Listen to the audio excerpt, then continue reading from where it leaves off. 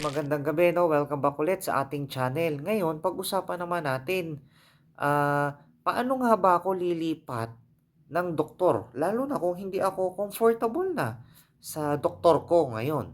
So tara, kuwentuhan tayo. Marami kasi akong nababasa sa comment section 'no na, gustong lumipat ng, doktor, ganito, ganyan. Well, sige, ganito 'no, ishe-share ko sa inyo yung experience ko kasi hindi lang naman ako isang beses, dalawa, tatlong beses lumipat ng doktor. Okay, siguro mga more or less mga nakalimang lipat din ako kasi nga naa-assign ako ng iba't ibang, lugar sa Pilipinas. Ngayon, ang una nating gagawin siyempre kailangan i-secure natin talaga yung mga dokumento natin. Halimbawa, nagkaroon ka ng laboratory noong January, ano na ngayon, May na ngayon, no? So, itago mo yon, okay? Halimbawa, napunta ka ng Cebu, galing ka ng Maynila. Ngayon, may result ka nung, January, tapos meron kang, latest result ngayong May at gusto mong magpa-check-up ngayon dun sa let's say sa Chongwa Hospital, ipakita mo yun pareho na doktor or endo, ito po yung result ko nung January, ito naman po yung latest result ko, okay? Para makakita si doktor ng, comparison. No, nagkaroon ba ng improvement ikaw? Nagkaroon ka ba ng, tawag dito, ng mas malalang kondisyon ngayon 'no? Kumbaga kailangan niya kasi i-assess ikaw. Kasi panibagong data ka, eh. Hindi naman niya na, okey, hyper ka ngayon o bukas hypo ka na. So, hindi naman gano'n. So, kailangan niya talaga, ma-establish yung tinatawag na patient and doctor relationship. So, gano'n po 'yun, ha? Ngayon magkakaroon niya ng ano, ng tawag dito, ng physical assessment, huwag kang maiinis. Andiyan pa rin yung kakapain yung leeg mo, titingnan yung mata mo, siyempre si vital signs, kukunan ka ng, blood pressure, ng pulse rate, ng timbang, mga ganyan pa rin yun 'no. So may mga ilang interview pang gagawin sa'yo yung panibagong doktor na nilipatan mo 'no. Tapos, tatanungin niya, ano ba yung mga iniinom mong gamot? Well, pupuwede mo namang sabihin yun verbally, pero hangga't maaari dalhin mo yung nireseta sa'yo. Halimbawa nung hyperthyroid ka, "Doktor binigyan po ako ni dati kong endo ng, Metimazole or ng Topdin 20 mg once a day, naka-propanolol din po ako, so ito po yung reseta." Ngayon ipakita mo lang. Kasi ikukumpara naman niya 'yan dun sa latest result mo. 'Pag nakita naman niya na okay nag-improve ka, instead of 20 gagawin na lang nating 10.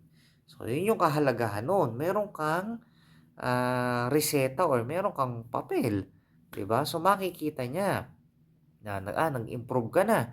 So, hindi mo na kailangan ng 20 mg, masyado ng mataas yun para sa'yo. So, bawasan ko naman ngayon, okay. So, yung propanolol mo kung dati naka 20 ka, o gawin na lang din nating 10 once a day. So, yun yung kahalagahan nun 'no, basta itago mo yung mga dokumento mo. Tapos, bagong lipat ka sa kanya siyempre magkakaiba po ang mga doktor ng assessment. Kung si doktor yung nakaraan mo chine-check-up ka lang niya ng 5 minutes, 10 minutes, eto mas matagal, long consult, umaabot ka ng 30 minutes kasi medyo thorough ang kanyang, ah, assessment 'no or ang check-up. So, may mga gano'n talagang pagkakataon, okay. So, eto naman ang mga dapat niyong iwasan or hindi niyo na dapat sabihin do'n sa panibagong doktor na nilipatan niyo. 'Pag nakalipat na tayo dun sa, panibagong doktor, o ano, halimbawa, "Doc, kasi ganito po, naging comfortable ka kaagad dahil yung presensya ng doktor o yung aura niya na, okey." So, patingin nga, nakuha mo yung tinatawag na tender loving care ni doktor 'no?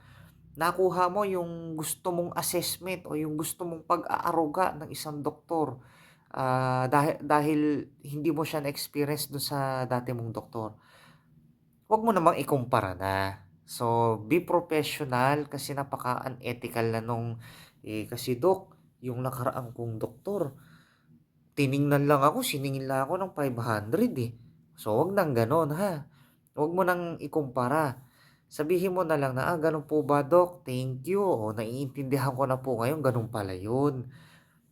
So kung meron kang kasamang asawa or anak, o do'n mo na lang ikuwento na, "Itong doktor na bago natin na 'to, ano, ang bait, thorough siyang mag-explain, tapos yung assessment niya ang ganda." O do'n mo na lang ikuwento, huwag mo nang ikuwento do'n sa doktor kasi siyempre, kabaro niya 'yun, kulig niya 'yun 'no, so pangit rin namang pakinggan.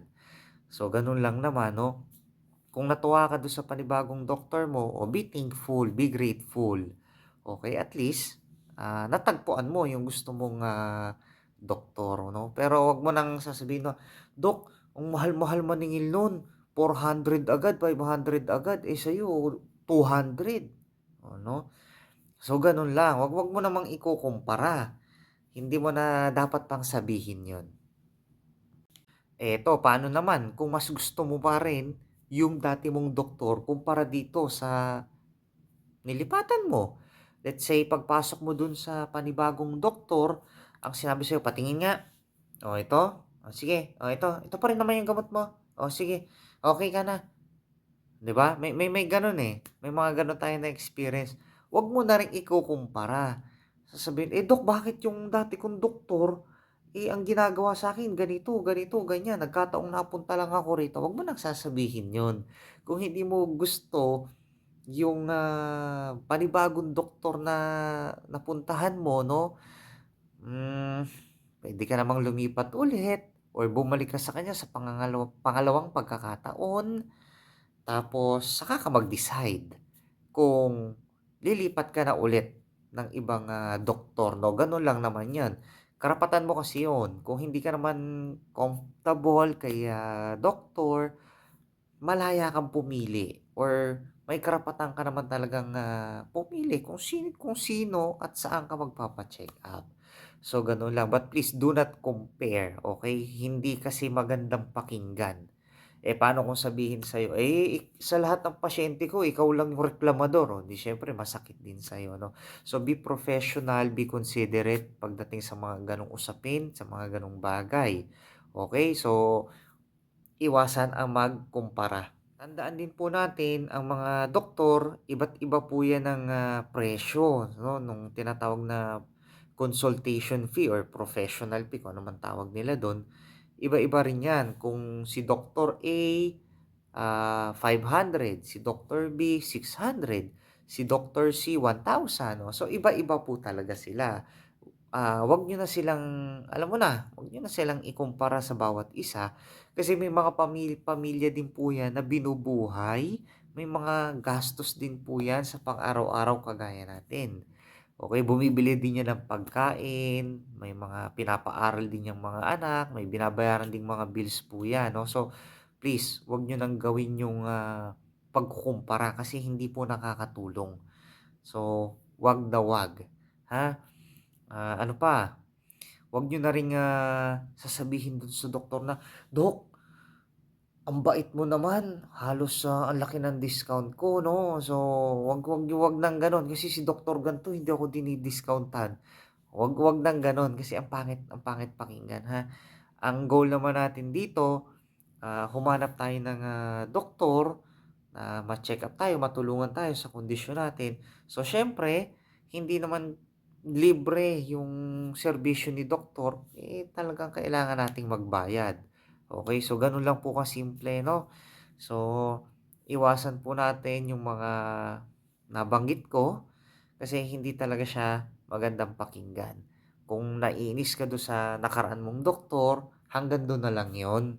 Huwag mo ng paratingin do'n sa panibagong doktor kasi napakapangit pakinggan, okey? So paano, maraming maraming salamat sa panonood. Sana naman, nakatulong yung pagse-share ko sa inyo kahit konting, kaalaman 'no. So, kayang-kaya nating lampasan 'to mga ka-thyroid. Huwag makakalimot magdasal, andiyan lagi si Lord para sa atin, ha. So paano, hanggang sa muli, magandang gabi.